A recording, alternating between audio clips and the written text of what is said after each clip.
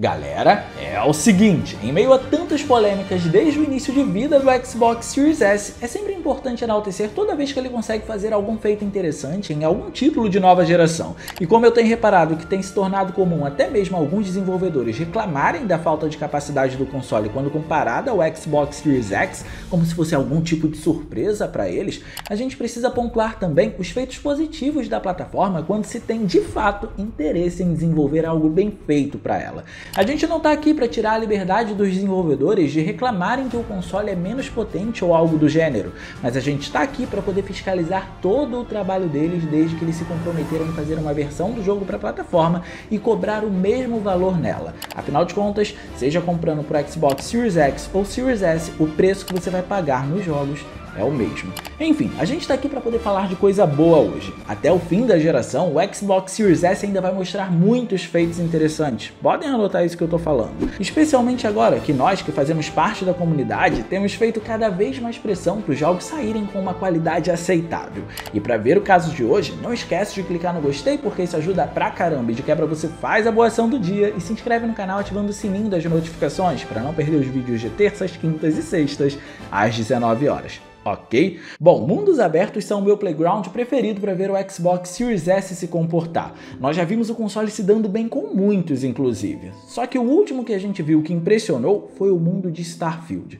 O jogo conseguiu fazer excelentes concessões para poder se manter bem perto do Xbox Series X, e o resultado foi fenomenal considerando a capacidade da plataforma. No entanto, o que a gente precisa ter em mente é que títulos pesados como Starfield nem de longe se arriscam a entregar 60 FPS, e só o fato de rodarem com uma alta resolução já é algo benéfico nessa plataforma em específico. Então todo jogo que consegue ultrapassar esse limiar no Xbox Series S, ou seja, todo jogo que consegue rodar em 60 quadros por segundo, por exemplo, já tem um ponto a mais aqui na nossa balança. O Series S, por exemplo, conseguiu dar conta de A Plague Tale Requiem, que é um título incrível, sem qualquer tipo de problema, mas para isso ele precisou se concentrar em 30 quadros por segundo.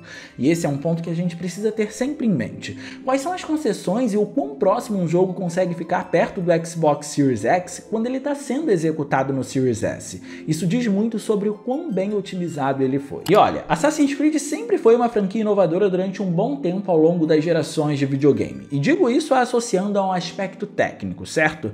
Até hoje, se você for revisitar Roma em um console como o Xbox 360, você vai ficar impressionado com como a cidade é absurdamente povoada e como cada locação foi feita com o máximo de detalhes possíveis para poder representar a cidade em si. Caminhar pelas ruas ou até pelo Coliseu é uma experiência e tanto. E isso porque eu nem tô falando ainda do milagre técnico que Assassin's Creed 4 foi no Xbox 360, tá? Aquele jogo trazia um mar incrível, com uma simulação de água que fazia o título se destacar de todos os demais jogos do seu período, e fazia isso mesmo no Xbox 360, independentemente de ter também uma versão para nova geração. Só que isso aos poucos foi se perdendo dentro da saga. Talvez pela necessidade da Ubisoft de tornar essa uma saga anual, foi ficando difícil de impressionar com cada lançamento. Mas devo dizer que Mirage consegue fazer isso mais uma vez. Porém, esse olhar de quem se impressiona precisa ser um olhar cuidadoso e considerar a plataforma em questão do vídeo. Vejam bem, o jogo foi dito como uma busca pelas origens da série, o que envolve se impressionar com os gráficos também. Eu só não esperava que ele fosse usar o Xbox Series S para poder fazer isso. Então deixa eu colocar o cenário bem claro aqui para vocês. Assassin's Creed Mirage não é um título impressionante. Vamos classificá-lo apenas como um game bonito. E isso vai soar estranho, porque você pode estar se perguntando como o Xbox Series S pode surpreender usando um jogo que não impressiona. E claro, eu vou explicar, não é difícil de entender.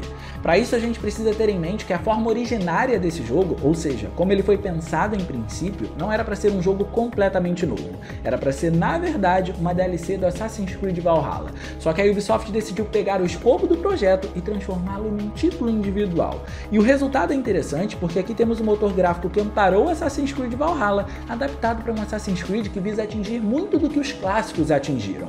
O que eu tô querendo dizer com isso é que enquanto jogo, independentemente da plataforma, esse Assassin's Creed, assim como muitos outros dentro da franquia, impressiona muito mais pela capacidade artística dos desenvolvedores da Ubisoft em dar à luz a um level design tão genuinamente fiel e bonito do que por recursos gráficos avançados ou algum tipo de motor gráfico revolucionário. revolucionário. Em outras palavras, vamos dizer que não é a parte técnica que impressiona aqui, embora ela seja boa. O que impressiona aqui é o level design e a capacidade artística dos desenvolvedores. Mas o olhar disso para o Series S precisa ser distinto. E é aí que vemos ele se destacar. No Xbox Series X, Mirage entrega o mesmo que Valhalla fez, só que num escopo menor. E por esse escopo ter sido menor, algumas coisas poderiam ter sido consertadas, algo que vamos mencionar em breve, e alguns avanços deveriam ter sido tomados. Uma coisa que eu espero voltar a ver algum dia em Assassin's Creed, que não está presente aqui, é aquela multidão de pessoas que Unity trouxe. O Series S daria conta aqui, por exemplo, já que isso é uma demanda muito mais do processador do que de qualquer outra área do console, e o processador do Series S não perde muita coisa para o Series X. O que os desenvolvedores reclamam do Series S é a memória e seu poder de vídeo. E é justamente olhando para o Series S dentro dessas características que vemos Mirage sem medo de se arriscar e entregando um bom trabalho de otimização para poder atingir seus feitos. Vocês se lembram que Starfield não se arrisca nos 60 quadros por segundo, né? Pois bem, o Series S aqui consegue dar conta dessa demanda. O Assassin's Creed Mirage não se contém no quesito de performance e nem no quesito de resolução, e em momento algum descredibiliza o Xbox Series S em qualquer um dos aspectos. Sabendo que o Series X roda em 4K dinâmico no modo qualidade, almejando esse modo, o Series S passa do que podemos chamar de máximo pretendido popular de resolução da plataforma, que é o 1080p ou 1440p, e acaba entregando mais qualidade que isso. Essa é uma história longa, inclusive, mas como margem de segurança, nunca prometeram o 4K no console mais fraco. A promessa sempre ficou no 1080p ou no máximo 1440p, por isso chamamos essas de resoluções populares pretendidas no console. E aqui esse suposto máximo popular é ultrapassado.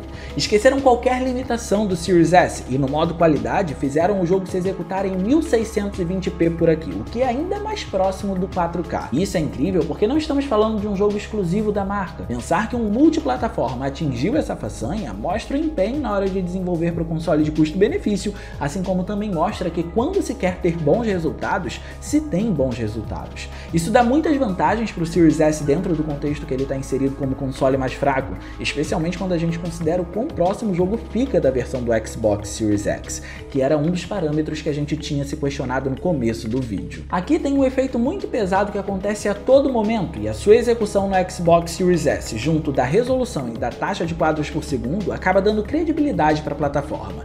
E acho que esse é um dos principais motivos por eu ter ficado impressionado com o comportamento do jogo no console de custo-benefício. O nome do efeito é névoa volumétrica. Normalmente esse efeito pode acontecer graças à mistura da areia com a luz, de efeitos como neve, água e afins. Em alguns jogos, para isso poder ganhar a vida, esses resultados são feitos com diversas camadas de texturas com uma capacidade de transparência. É literalmente textura com uma transparência aplicada.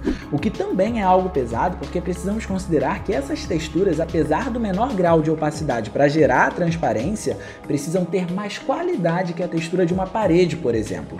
Afinal de contas, você a todo momento vai precisar passar por elas, já que a ideia é representar uma névoa, e assim como consequência, vai acabar vendo elas de bem perto. A qualidade precisa ser boa involuntariamente nesse sentido. Mesmo hoje em dia, ainda é comum o uso dessa técnica, porque apesar de ser antiga, pesada e ofertar dificuldades para performance, ela ainda é mais leve que o recurso volumétrico. O recurso volumétrico, vamos dizer que é mais realista, e por isso vai considerar a influência de diversos fatores usando um mecanismo mais natural para poder ser representado. Esses fatores podem ser o ambiente, o que está presente nesse local, a densidade da luz na área e o elemento que está fazendo com que a névoa apareça, seja ele uma queda d'água em contato direto com a luz, neve ou areia. E como Bagdá é feita com base na areia, tem muito calor e é rodeada pelo rio Tigre, naturalmente encontraríamos o recurso. O clima é propício a isso. Mas por óbvio, não dei toda essa explicação à toa. A ideia é mostrar que os artistas da Ubisoft pensaram nisso para trazer o recurso de maneira dinâmica em toda a cidade. Por isso vão existir áreas em que ele vai estar presente e vão haver outras áreas que não vamos encontrá-lo. Assim como também ele pode surgir de maneira mais incisiva em um local ou de maneira mais branda em outro. Tudo depende porque tudo é dinâmico e por isso essa é uma técnica mais pesada que a técnica que utiliza de texturas com transparência. Só que mesmo assim, ainda que a gente considere isso, a performance se mantém em 30 quadros por segundo que são estáveis, mesmo com o Series S trazendo uma equivalência nesse sentido quando comparável com o Series X, olhando para o modo fidelidade fidelidade, é claro. O recurso é o mesmo, o que muda é só a resolução. Para ser sincero, todos os efeitos aqui são bem próximos de uma equivalência, e é bem difícil de notar qualquer diferença entre eles quando comparamos os consoles. A Ubisoft entendeu bem como operar o Series S, e isso é muito bom. Como prioridade, ela fez reduções proporcionais ao quanto de escala de resolução teriam que diminuir no Xbox Series S para que essas outras reduções e efeitos não se tornem um problema, porque a resolução não seria alto o suficiente para poder criar essa diferença visual. Vou tornar o assunto mais claro para vocês. Na geometria, pode não parecer pelo que vocês estão vendo, graças à resolução ter sido escalonada, mas encontramos reduções nos detalhes. Na vegetação, não na quantidade em cena, mas no nível de detalhamento, também encontramos um leve impacto, mas quase que imperceptível. A única diferença que conseguimos notar com uma certa clareza é a diferença nas sombras. Só que de uma forma geral, lado a lado, é muito difícil dizer qual é a versão do Xbox Series X e qual é a versão do Xbox Series S, justamente por conta da paridade entre os dois. E mesmo com isso, a performance se mantém muito bem no Series S, o que é incrível. No entanto, para ser justo, não dá para dizer que isso é o que acontece no modo performance, ok? Porque aqui a resolução cai bastante. Enquanto que o Series X se mantém dinamicamente em 1620p, o Series S oscila entre 810p e 1080p.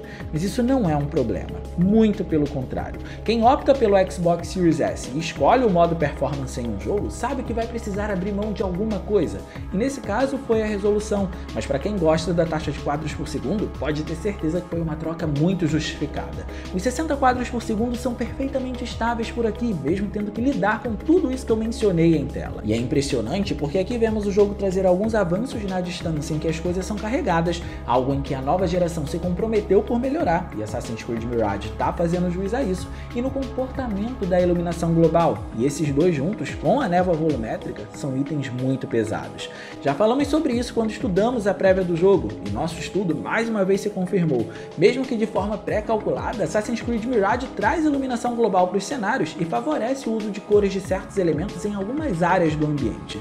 Vamos dizer que dá para ver a iluminação com um ar, se é que podemos chamar assim, levemente colorido, agregando para a atmosfera avermelhada do jogo. E esse é um detalhe bem interessante de se ter, porque ele está coexistindo com recursos volumétricos e com diversas outras características gráficas em um mundo aberto, com uma alta resolução, dependendo do modo que você for escolher, ou com uma alta taxa de quadros por segundo, também dependendo do modo que você for escolher. Por outro lado, o que poderia ter sido melhorado, mas não foi, são os modelos de personagens, e isso é injustificável, ok? Por ser um jogo de escopo menor, os personagens deveriam ter um tratamento superior. É um tanto desanimador ver expressões faciais de um jogo mediano da 7ª geração e modelos que estranhamente lembram Prince of Persia Forgotten Sands, que faz parte do catálogo do 360. Por isso que podemos dizer que todo esse empenho que tiveram na otimização e também na criação dos ambientes não foi o mesmo empenho que tiveram na hora do desenvolvimento dos personagens.